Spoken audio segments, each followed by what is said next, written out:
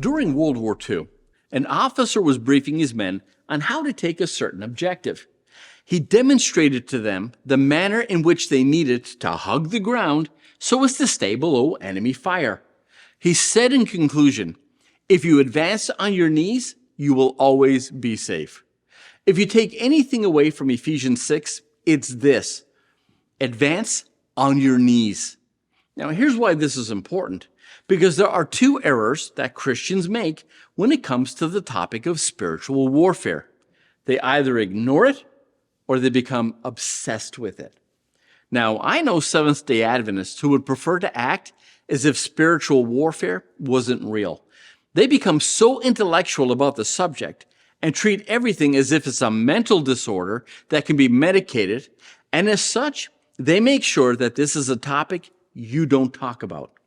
They simply do not understand or believe that there's a very real battle going on around them that affects, all of humanity. It makes them uncomfortable. Therefore, they explain it away as superstitious nonsense. Now, on the other hand, you have people who are completely preoccupied with the subject to the point that this is all they talk about. Every problem has a demon behind it. And this, again, is they're obsessed with it. It's like ordering cable or satellite TV for your home, and all you do is watch the Food Channel all day long. If all you do is focus on one subject, then you become, a one-dimensional Christian. And if all you do is stare into the darkness, then eventually the darkness, it becomes a part of you.